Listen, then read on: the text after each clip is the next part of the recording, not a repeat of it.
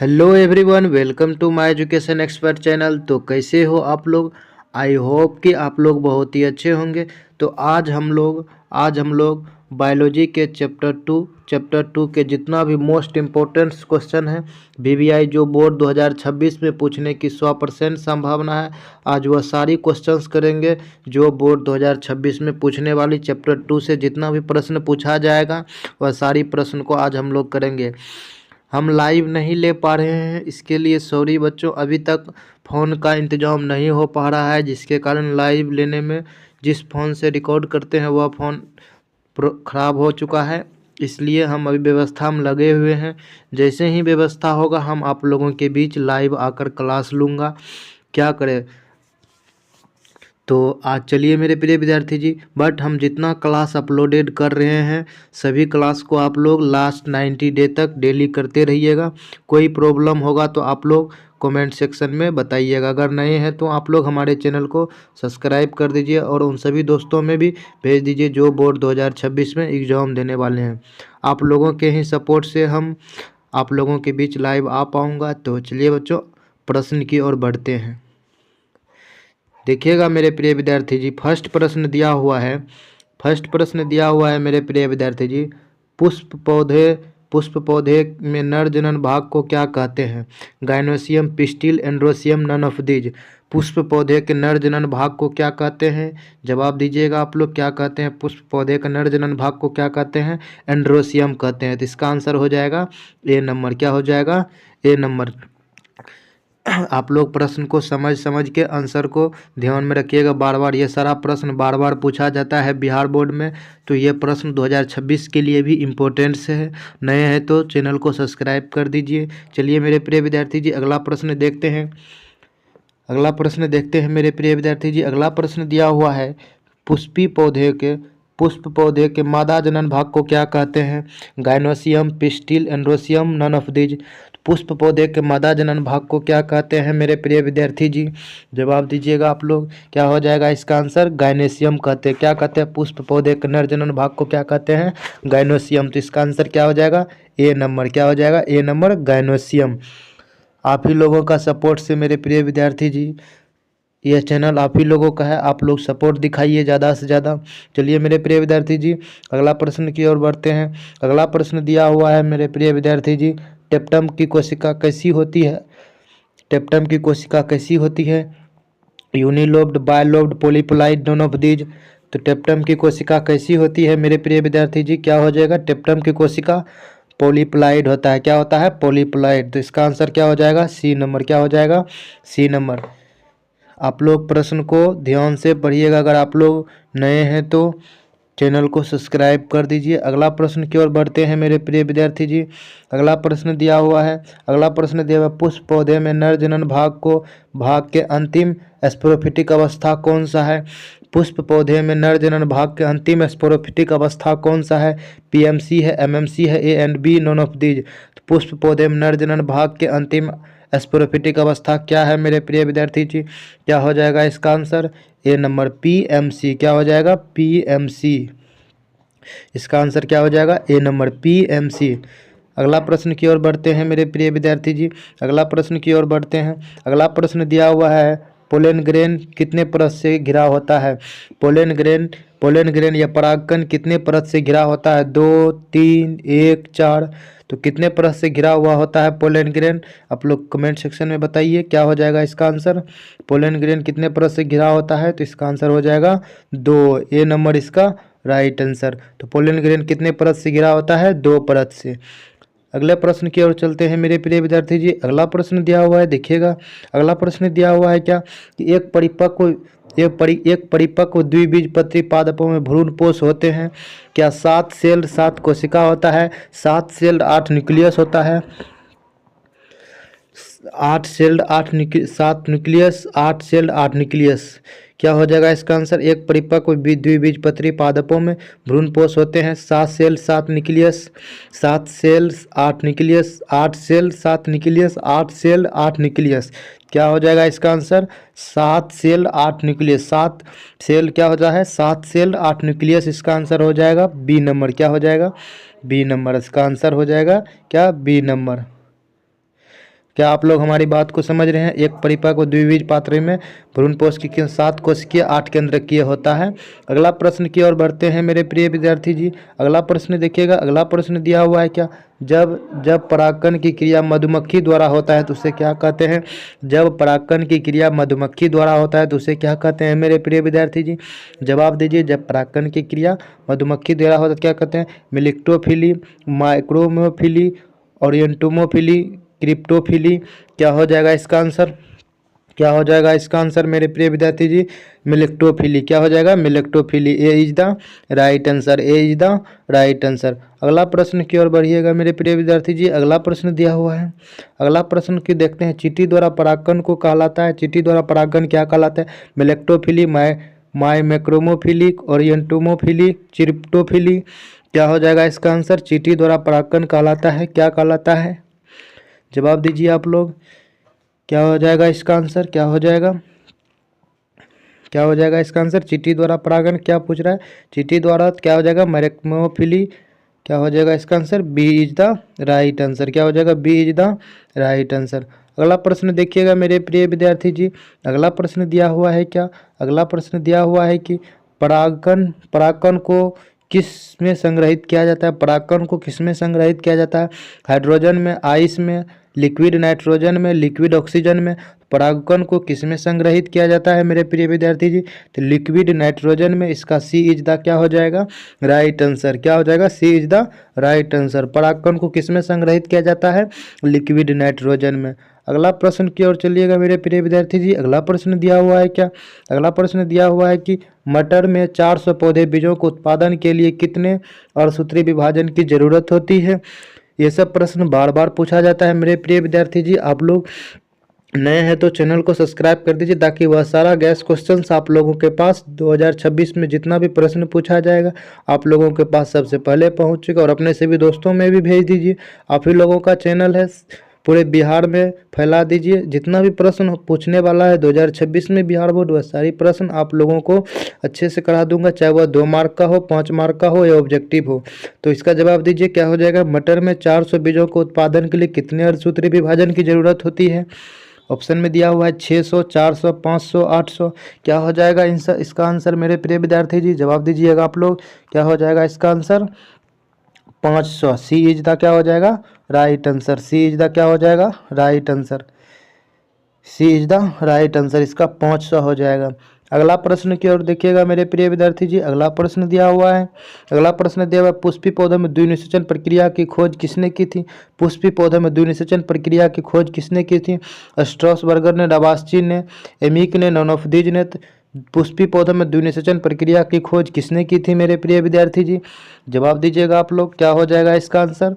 क्या हो जाएगा? नबास्चीन ने। किसने क्या था? नबास्चीन ने। बी इज द क्या हो जाएगा? Right answer. अगला प्रश्न की ओर बढ़ते हैं मेरे प्रिय विद्यार्थी जी। अगला प्रश्न दिया हुआ है, अगला प्रश्न क्या दिया हुआ है? एनिमोफिली परागकण निम्न में से किसके द्वारा होता है? एनिमोफिली परागकण निम्न में से किसके द्वारा होता है? वायु द्वारा, पक्षी द्वारा, कीट द्वारा, जल द्वारा। तो एनिमोफिली परागकण निम्न में से किसके द्वारा होता है मेरे प्रिय विद्यार्थी जी? जवाब दीजिएगा आप लोग। क्या हो जाएगा इसका आंसर? वायु द्वारा। क्या हो जाएगा? वायु द्वारा। ए इसका क्या हो जाएगा? वायु द्वारा। ए इज द क्या हो जाएगा? Right answer. अगला प्रश्न को और बढ़िएगा मेरे प्रिय विद्यार्थी जी। अगला प्रश्न दिया हुआ है, अगला प्रश्न दिया हुआ है मेरे प्रिय विद्यार्थी, वायु परागित पुष्प समानता होता है। वायु परागित पुष्प समानता कैसा होता है? आकर्षक होता है, छोटा होता है, रंगीन होता है, या छोटा और रंगीन दोनों होता है? बी एंड सी। क्या होगा? आप लोग इसका जवाब दीजिए। क्या हो जाएगा इसका आंसर? डी नंबर हो जाएगा। छोटा और रंगीन, इसका दोनों ऑप्शन सही होगा। तो अगला प्रश्न की ओर बढ़िएगा मेरे प्रिय विद्यार्थी जी। अगला प्रश्न क्या दिया हुआ है? अगला प्रश्न देखिएगा आप लोग कि वायु परागन, वायु परागन क्या दिया हुआ है? वायु परागन, वायु परागन किसमें नहीं होता है पूछ रहा है। किसमें नहीं होता? इस प्रश्न को आप लोग ध्यान से पढ़िए, नहीं पूछ रहा है यहाँ पे। क्या हो जाएगा? घास, मक्का, गेहूँ, सेल्विया। क्या है इसका आंसर? क्या हो जाएगा कि वायु परागन किसमें नहीं होता है? तो इसका आंसर क्या हो जाएगा मेरे प्रिय विद्यार्थी जी? तो D is the right answer. सेल्विया में क्या होता है? वायु परागन नहीं होता है। अगला प्रश्न की ओर बढ़िएगा मेरे प्रिय विद्यार्थी जी। अगला प्रश्न दिया हुआ है, अगला प्रश्न दिया हुआ है, इनमें से कौन द्विगुणित संरचना है? इनमें से कौन द्विगुणित पूछ रहा है? 2n पूछ रहा है। अंडाणु, भ्रूणपोष, युग्मनज, इनमें से सभी। क्या हो जाएगा इसका आंसर मेरे प्रिय विद्यार्थी जी? जवाब दीजिएगा आप लोग, क्या हो जाएगा इसका आंसर? इसका आंसर हो जाएगा सी नंबर, युग्मनज। क्या हो जाएगा? सी नंबर, युग्मनज। इनमें से कौन द्विगुणित संरचना है? तो युग्मनज हो जाएगा। अगला प्रश्न देखिएगा मेरे प्रिय विद्यार्थी जी। अगला प्रश्न दिया, चमगादड़ द्वारा परागण परागण कहलाता है ऑर्निथोफिली, एंटीमोफिली, कैरिप्टोफिली, हाइड्रोफिली। क्या हो जाएगा? चमगादड़ द्वारा परागण क्या कहलाता है मेरे प्रिय विद्यार्थी जी? जवाब दीजिएगा आप लोग, क्या हो जाएगा? कैरिप्टोफिली। क्या हो जाएगा? कैरिप्टोफिली। सी इज द क्या हो जाएगा? Right answer. इसका हो जाएगा C is the right answer. अगला प्रश्न के और बढ़ते हैं मेरे प्रिय विद्यार्थी जी। अगला प्रश्न दिया हुआ है, अगला प्रश्न क्या दिया हुआ है? अगला प्रश्न को आप लोग देखिएगा, घोंघा द्वारा परागण कहलाता है ऑर्निथोफिली, एंटीमोफिली, मेलेकोफिली, हाइड्रोफिली। क्या हो जाएगा? घोंघा द्वारा परागण क्या कहलाता है मेरे प्रिय विद्यार्थी जी? जवाब दीजिएगा आप लोग, क्या हो जाएगा? मेलेकोफिली। घोंघा द्वारा परागण क्या कहलाता है? मेलेकोफिली। सी इज द क्या हो जाएगा? Right answer. अगला प्रश्न के और बढ़ते हैं मेरे प्रिय विद्यार्थी जी। अगले प्रश्न की ओर देखते हैं, बिना निषेचन फल के विकास को कहते हैं, बिना निषेचन फल के विकास को कहते हैं अनिषेक जनन, एगोमो एगोमोस्पर्मी, एंजियोस्पर्मी यहाँ पर लिखा हुआ था, दोनों अनिषेक फलन। क्या हो जाएगा इसका मेरे प्रिय विद्यार्थी जी आंसर?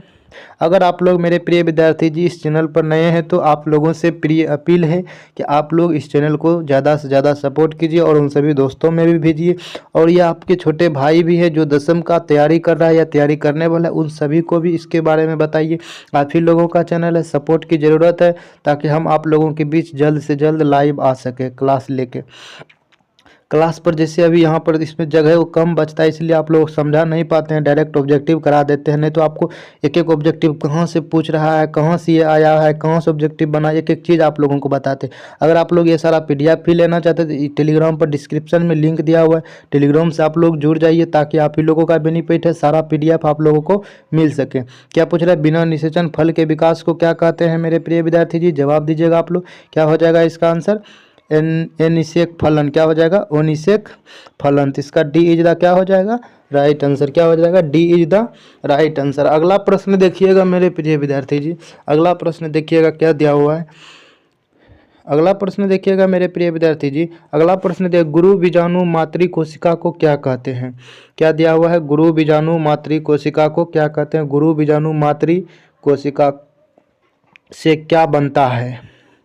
सॉरी बच्चों, गुरु बीजाणु मातृ कोशिका से क्या बनता है पूछ रहा है। यहाँ पर देखिए बनता है गुरु बीजाणु धानी चला जा, गुरु बीजाणु लघु बीजाणु। तो गुरु बीजाणु मातृ कोशिका से क्या बनता है मेरे प्रिय विद्यार्थी जी? क्या हो जाएगा? तो इसका आंसर हो जाएगा गुरु बीजाणु। क्या हो जाएगा? गुरु बीजाणु। C is the right answer. C is the right answer. अगला प्रश्न की ओर बढ़ते हैं मेरे प्रिय विद्यार्थी जी। अगला प्रश्न क्या दिया हुआ है? अगला प्रश्न दिया हुआ है, बीजांड विकसित होकर क्या बनता है मेरे प्रिय विद्यार्थी जी? बीजांड विकसित होकर क्या बनता है? क्या हो जाएगा इसका आंसर? फल, फूल, बीज, बीजपत्र। तो बीजांड विकसित होकर क्या हो जाएगा इसका आंसर मेरे प्रिय विद्यार्थी जी?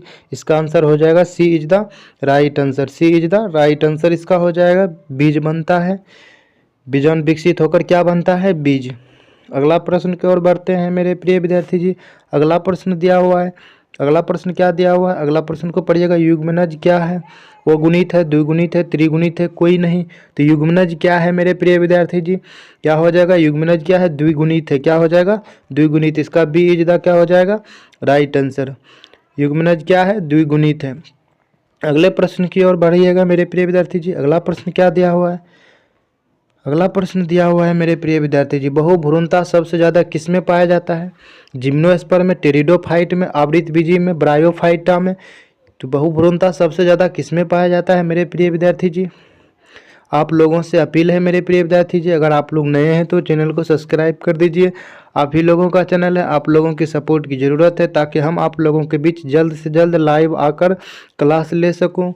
पढ़िएगा प्रश्न कि क्या बोल रहा है, बहुभ्रूणता सबसे ज़्यादा किस में पाया जाता है? जिम्नोस्पर्म में, टेरिडोफाइट में, आवृतबीजी में, ब्रायोफाइट में। क्या हो जाएगा इसका आंसर मेरे प्रिय विद्यार्थी जी? जिम्नोस्पर्म में। क्या हो जाएगा? जिम्नोस्पर्म में। ए इज द क्या हो जाएगा, right answer, A is the right answer. अगला प्रश्न की ओर बढ़ते हैं। अगला प्रश्न क्या दिया हुआ है, अगले प्रश्न को आप लोग पढ़िएगा कि निषेचन के पश्चात बीजाणु परिवर्तित होता है। निषेचन के बाद बीजाणु परिवर्तित किसमें होता है, मध्यावरण में होता है, बीज में होता है, भ्रूण में होता है या भ्रूण पोष में होता है, किसमें परिवर्तन होता है मेरे प्रिय विद्यार्थी जी, जवाब दीजिएगा आप लोग। तो निषेचन के पश्चात बीजाणु परिवर्तित किसमें हो जाता है, बीज में, किसमें, बीज में। तो बी इज द क्या हो जाएगा, राइट आंसर। अगले प्रश्न की ओर बढ़ते हैं। अगला प्रश्न क्या दिया हुआ है मेरे प्रिय विद्यार्थी जी, अगला प्रश्न क्या दिया हुआ है, अगला प्रश्न दिया हुआ भ्रूण, अगला प्रश्न क्या दिया हुआ है, अगले प्रश्न को पढ़िए। भ्रूण पोषण क्या है, भ्रूण पोषण क्या है, यहाँ पर भ्रूण पोषण यहाँ पर क्या होगा, क्या है, द्विगुणित है, अगुणित है, त्रिगुणित है, इनमें से कोई नहीं। तो भ्रूण पोषण क्या है मेरे प्रिय विद्यार्थी जी, क्या हो जाएगा इसका आंसर, आप लोग कमेंट सेक्शन में बताइए क्या हो जाएगा, त्रिगुणित है, क्या है, त्रिगुणित है। सी इज द क्या हो जाएगा, right answer, C is the क्या हो जाएगा, राइट आंसर। अगला प्रश्न की ओर बढ़ते हैं मेरे प्रिय विद्यार्थी जी। अगला प्रश्न क्या बोल रहा है, अगला प्रश्न बोल रहा है किस फल का बीजचोल खाया जाता है। एकदम सारे प्रश्न बहुत ही इंपॉर्टेंट है, आप लोग खुद ही समझ रहे होंगे कि क्वेश्चन एक जगह से नहीं है, पूरे चैप्टर का दिया हुआ है। इसमें क्या पूछ रहा है, किस फल का बीजचोल खाया जाता है, जायफल को, लीची के, शरीफा को, इनमें से सभी। तो किस फल का बीजचोल खाया जाता है मेरे प्रिय विद्यार्थी जी, तो इनमें से हो जाएगा सभी, डी इज द क्या हो जाएगा, right answer, D is the क्या हो जाएगा, राइट आंसर, सभी का, जायफल की भी, लीची का भी, शरीफा का भी, इनमें से सभी। अगले प्रश्न की ओर बढ़ते हैं मेरे प्रिय विद्यार्थी जी। अगला प्रश्न क्या दिया हुआ है, अगला प्रश्न दिया हुआ, कमल में परागण होता है, कमल में परागण होता है जल द्वारा, वायु द्वारा, कीट द्वारा, इनमें से सभी। तो कमल में परागण किसके द्वारा होता है मेरे प्रिय विद्यार्थी जी, जवाब दीजिएगा आप लोग, क्या हो जाएगा इसका आंसर, कीट द्वारा, क्या हो जाएगा, कीट द्वारा। सी इज द क्या हो जाएगा, right answer, C is the क्या हो जाएगा, राइट आंसर। अगले प्रश्न की ओर बढ़िएगा मेरे प्रिय विद्यार्थी जी। अगला प्रश्न क्या बोल रहा है, एनाट्रोपस बीजांड होता है, ये प्रश्न बार बार पूछा जाता है। इसका टोटल सात प्रकार होता है कि एनाट्रोपस, ऐसे ऐसे कुछ नाम है, लगभग सात, हाँ 7 है। तो इसमें एक प्रश्न आया है कि एनाट्रोपस बीजांड होता है। आपको अगर लाइव ले हुआ रहती है, वीडियो रिकॉर्ड में रहता है, तो आपको मतलब जो हम पढ़ाते बोर्ड पर, उसमें आपको डायग्राम बनाकर दिखा देते हैं कि किस प्रकार से होता है। एक होता है घोड़े के नाल का आकार का, इसी तरह से टोटल 7 प्रकार का होता है। एनाट्रोपस बीजांड होता है, कैसा होता है, शेप इसका पूछ रहा है, क्या हो जाएगा इसका आंसर, कि एनाट्रोपस बीजांड होता है, सीधा होता है, उल्टा होता है, गोल होता है, वक्र होता है। तो क्या हो जाएगा, क्या हो जाएगा इसका आंसर, आप लोग दीजिए, क्या हो जाएगा, एनाट्रोपस क्या हो जाएगा, बी इज द क्या हो जाएगा, राइट, उल्टा होता है, एनाट्रोपस क्या होता है, उल्टा होता है। तो बी इज द क्या हो जाएगा, राइट आंसर। अगला प्रश्न देखिएगा मेरे प्रिय विद्यार्थी जी। अगला प्रश्न क्या दिया हुआ है, अगला प्रश्न दिया हुआ है मेरे प्रिय विद्यार्थी जी कि भ्रूणकोश की उत्पत्ति किससे होती है, पराग नलिका से होती है, लघु बीजाणु से होती है, लघु बीजाणुधानी से होती है, गुरु बीजाणु से होती है। तो भ्रूणकोश की उत्पत्ति किससे होती है मेरे प्रिय विद्यार्थी जी, जवाब दीजिएगा आप लोग, क्या हो जाएगा इसका आंसर, क्या हो जाएगा इसका आंसर मेरे प्रिय विद्यार्थी जी, जवाब दीजिए, क्या हो जाएगा, 28 का डी हो नंबर हो जाएगा, गुरु बीजाणु से होता है।